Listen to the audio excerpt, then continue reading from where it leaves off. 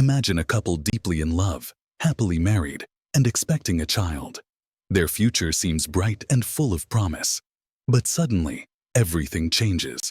The loving wife disappears, leaving the husband devastated and the police puzzled. What could have happened? This is the story of Mark and Lori Hacking. They were young, successful, and seemed very happy. But on a July morning in 2004, Lori went for a jog and never returned. The police started an investigation, and piece by piece, a shocking truth began to emerge. It was a story of betrayal, lies, and hidden secrets. What was Mark hiding?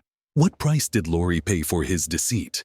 And who is responsible for what happened on that fateful night of July 19th? Join us as we delve into one of the most dramatic and mysterious criminal cases of our time, the disappearance of Lori Hacking. Stay with us to uncover the truth. Mark Hacking was born on April 24, 1976, in Orem, Utah, USA. He was the fifth child in a religious Mormon family of Doug and Janet Hacking, who had 7 children, 4 sons and 3 daughters. The family belonged to the Church of Jesus Christ of Latter-day Saints, which played an important role in their lives. Mark's father was a respected pediatrician, providing the family with high social status and material well-being. All of the Hacking children were gifted and successful, each in their own field. Mark grew up as an active boy with red hair and freckles and was very sociable. However, from childhood, he had a tendency to lie for attention or to avoid problems. He felt internal pressure to succeed like his siblings, so he made up stories to seem more interesting. At age 19, as is customary for young Mormon men, Mark went on a missionary journey. At first, everything was going well as his extroverted personality helped him connect with people and convert new believers. But later, Mark began to lead a double life, preaching during the day and secretly hanging out with friends in the evening, violating church rules. When the leadership found out, he was sent home early. To avoid embarrassment for his family, Mark lied that he had been the victim of a misunderstanding. Lori Soares was born on December 31, 1976, in California. At the age of 4 months, she and her older brother Paul were adopted by Thelma and Harold Soares. In 1987, after her parents' divorce, Lori moved to Utah with her mother while Paul stayed with his father. The girl became very close to her mother. Lori attended Orem High School and was a simple, kind, and sincere girl. Her classmates loved her for her friendly nature. Lori was elected class representative several times, and she was also passionate about baseball. The family was not well off, so the girl worked part-time at a car wash to help her mother. She was serious and responsible, dreaming of marrying a boy from her church community, creating a loving family, and having children. Mark and Lori met in high school as they both belonged to the Mormon community, despite being in different grades. There was an immediate spark between them. From then on, Mark and Lori became inseparable, forming a great couple. The young man charmed the girl with his humor and wit. In 1999, when Lori was 22 and Mark was 21, they got married. It seemed that they had a bright future ahead of them. Mark and Lori seemed like the perfect couple. Everyone around them could see how much they loved each other. Mark was a very attentive husband, often giving Lori flowers. The couple taught together at Sunday school. Mark gained the community's respect through his friendliness and willingness to help. Meanwhile, Lori finished her studies and got a job as an assistant at Wells Fargo. She worked hard to support the family, while Mark, according to him, was studying at university. In reality, Mark had dropped out of college back in 2002, but carefully hid this fact. Every morning, he would pack his books pretending to go to class, and then return home when Lori left for work. All day, Mark played video games, and in the evening, he would complain about difficult studies and lock himself in a room pretending to write papers. Sometimes, he would arrange meetings with Lori on campus to make everything look plausible. When Mark was supposed to graduate from university, he pretended to be sick on the day of the graduation ceremony. Lori believed him, and the family held a celebration later. There, Mark took photos in a graduation gown and cap, as if he had actually received a diploma. Later, he began to supposedly travel to various states for interviews at medical universities. These trips were paid for by Lori, as she was the one earning most of the money. She believed in her husband's dream and supported him. In 2004, Mark announced that he had been accepted to the University of North Carolina at Chapel Hill School of Medicine in the oncology department. The couple began preparing for the move, as Mark was supposedly going to study there, continuing his father's work. Lori quit her job, and in July, they organized a farewell party. Everyone was happy for Mark and his beloved wife, who was also pregnant. It seemed that a bright future awaited them. But a few days before leaving, a disturbing incident occurred. On July 16th, Lori received a phone call at work and went home upset afterward, not explaining anything to anyone. However, at the farewell party on July 18th, the couple again looked happy. No one even suspected what a terrible secret was hiding behind the facade of their ideal life. On the morning of July 19th, 2004, 27-year-old Lori Hacking went for a run as usual. She was going to train in the Memory Grove Park wooded area in Salt Lake City and then go to work. Mark was supposed to drive her to the office at 7 a.m. in his car as they had agreed the night before. When he woke up, Mark did not see his wife at home. He assumed that Lori was still running and went back to sleep. Mark woke up at 8 a.m., but Lori was still not there. Looking out the window, he saw that her car was gone from the parking spot. Mark thought that his wife simply didn't want to wake him up and had gone to work on her own. But at 10:07 a.m., the worried husband called the police and reported that Lori had gone running but had not returned. He was supposedly very concerned as this was completely unlike her. When Mark saw Lori's work uniform prepared the night before at home, he realized that she had not intended to go to the office. At 10:30 a.m., he officially reported his wife missing to the police. Soon, Lori's car was found parked near the park entrance. There were no signs of a struggle or other indications of the woman's presence in the vehicle. Lori had vanished without a trace, although her personal belongings remained at home. Mark notified Lori's family and colleagues, and everyone unanimously assured that she was too responsible to miss work without notice. Mark and the family's friends combed the park, but found no trace of Lori. The husband told the police that he knew the route his wife usually ran, but she was not there either. The detectives began the investigation and immediately noticed several strange facts. Lori's personal belongings, her purse with documents, wedding ring, and car keys, were left at the couple's house. Why leave these if she had just gone out for a run? In the bedroom, they found a brand new mattress with packaged bedding.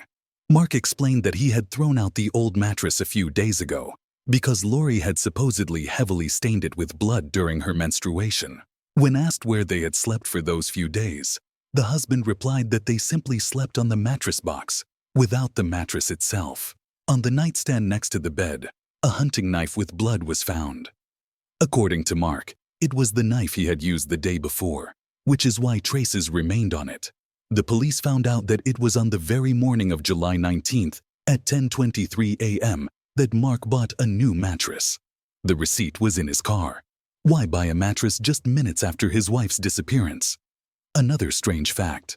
In Lori's car, the driver's seat was pushed far back, as if someone much taller than Lori had been sitting there. Among the woman's personal notes, the detectives found a letter where she wrote to Mark that she would divorce him if he did not change. All suspicions were now focused on Mark Hacking, and the police quickly uncovered the terrible truth about his double life. The detectives uncovered shocking facts about the main suspect's biography. It turned out that Mark had not enrolled in medical school at all and had even dropped out of college 2 years ago. He had been deceiving his wife, family, and friends, pretending to be a diligent student. Every morning, Mark would pack his books as if he was going to class, but he would return home as soon as his wife left for work. In reality, he spent the whole day playing video games and loafing around. Sometimes, Mark would even lock himself in a room pretending to be writing term papers, and the trips supposedly for interviews in other cities were lies too. Lori paid for all the expenses for his travels, believing it was an investment in their future. The deception had been going on since Mark had supposedly graduated from university. On the day of the graduation ceremony, he pretended to be sick and did not attend the event. To avoid upsetting Lori and his relatives, the man later took photos in a gown and cap, creating the illusion of a successful graduate. The lie about being admitted to medical school was supposed to be the pinnacle of his years of fabrications. Lori quit her job, preparing for the move to North Carolina. At the farewell party, the couple received congratulations, everyone rejoicing in their bright future. But a few days before that, something happened that forever changed their lives. On July 16th, Lori called the university in Chapel Hill to inquire about financial aid for Mark, and she heard shocking news. Such a student did not exist at all. At first, the woman did not believe it and began looking for evidence, but eventually, she realized that the whole world they had built with her husband was a complete lie. 2 days later, Lori wrote Mark a letter saying that she was ready to divorce him if he did not change. She dreamed of having a loving family and giving birth to a child, but she could not live like this any longer. Lori told only her closest friend about the conflict, so everyone around them thought they were still a happy couple. Witnesses heard the couple arguing loudly late in the evening on July 18th, the day before Lori's disappearance. The pregnant woman was tired of her husband's lies. Now that he had been exposed and threatened him with divorce, for Mark, who had long built a fake image of a successful person, this was the last straw. He could not allow his secrets to be revealed and destroy everything around him. So, Mark Hacking decided to silence his wife forever. All the evidence pointed to Mark Hacking's involvement in his wife's disappearance. The examination showed that the traces of blood on the hunting knife found in the couple's bedroom belonged to Lori. Forensic experts also found blood in the interior of Mark's car and in a dumpster near the Hacking's house. The police found a bloody mattress with a cut-off piece, but the investigation lacked direct evidence to charge Mark with murder. Lori's body was still missing at that time. The main suspect suddenly began to behave strangely. On July 24th, Mark was found naked in a motel, wearing only slippers on his feet. He seemed to have gone mad, so he was sent to a psychiatric hospital. But experts concluded that Mark was pretending to be insane in order to avoid responsibility. Then 2 of his brothers came to the hospital. They persuaded Mark to confess what had really happened to Lori, and the suspect told them about his life full of lies. For over 2 years, Mark had been deceiving his family by pretending he was studying at university, although he had long since dropped out. He admitted that he had shot Lori on the night of July 19th, while she was sleeping in their bed, 5 weeks pregnant. All this was so that his wife would not expose his lies. Mark said that he had thrown Lori's body and the bloody mattress, cut with a knife, into different dumpsters. In the morning, he drove her car to the park and staged a disappearance scene. The brothers passed this chilling information on to the police, and on August 2, 2004, Mark Hacking was arrested on suspicion of murder. But there was still no body, so the detectives put all their efforts into finding it. Police officers with dogs searched the city landfill, where waste was taken from the dumpsters Mark used to dispose of the evidence. At the huge site, which contained over 4,000 tons of solid waste, finding anything seemed impossible. But on October 1, 2004, 2 months after Mark's confession, one of the detectives stumbled upon a clump of hair resembling Lori's. Upon closer inspection, it became clear that these were human remains, albeit severely damaged. Only through dental analysis were forensic experts able to establish that this was Lori Hacking's body.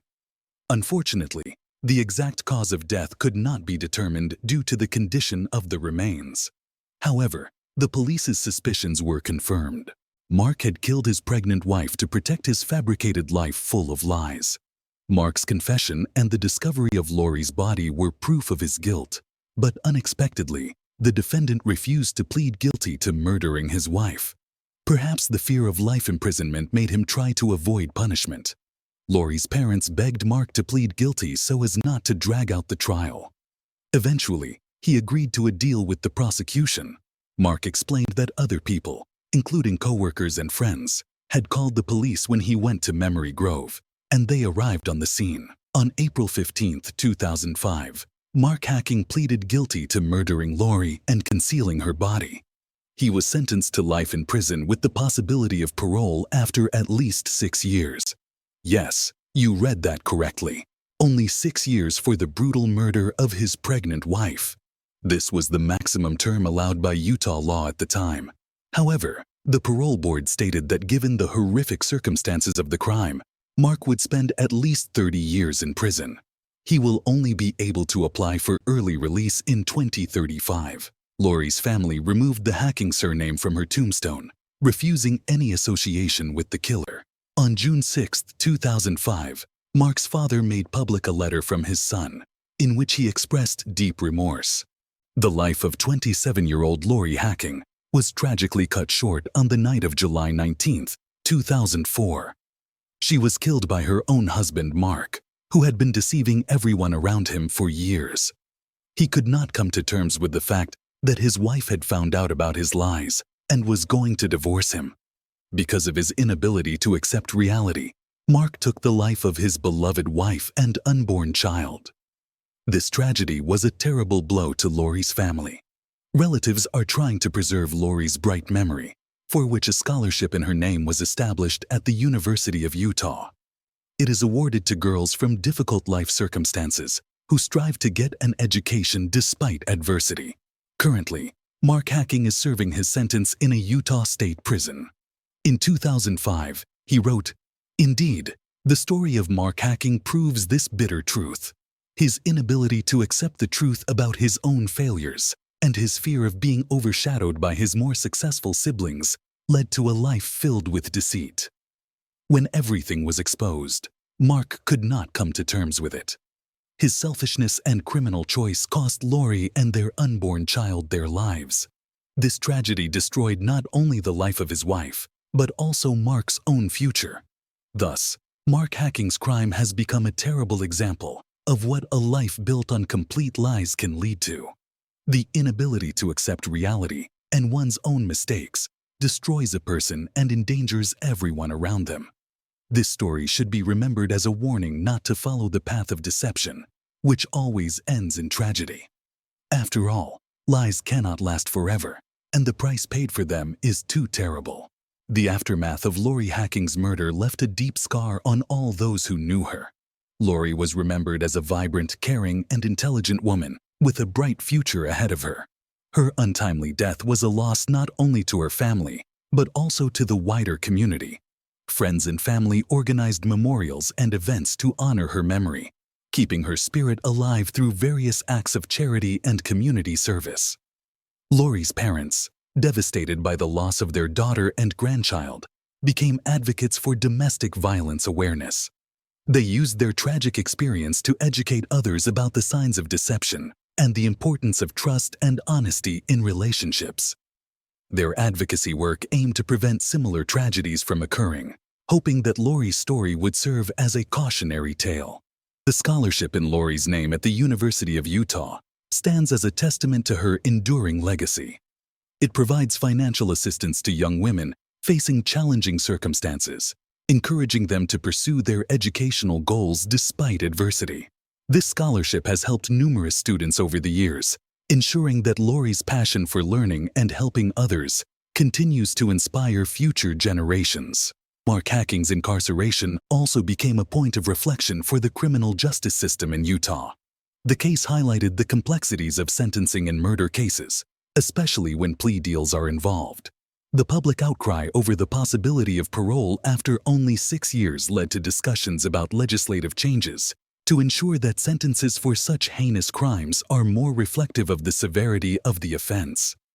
Although Mark will likely spend at least 30 years in prison, the initial shock of the potential early release fueled efforts to reform the legal system.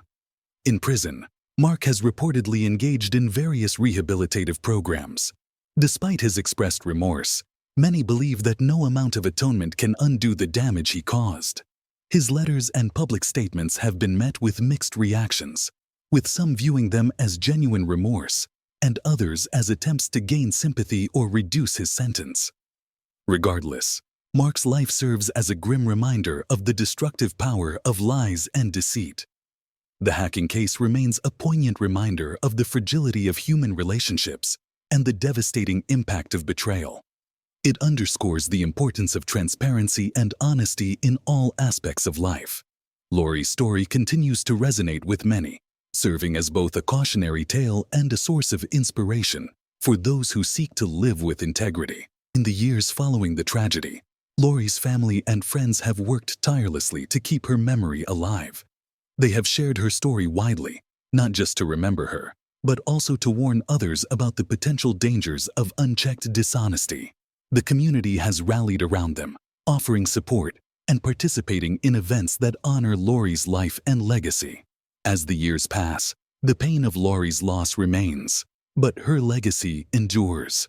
Her life, though tragically cut short, continues to impact many. The scholarship in her name, the advocacy work of her parents, and the lessons learned from her story all contribute to a lasting tribute to a life that was full of promise and love. Subscribe for more chilling cases.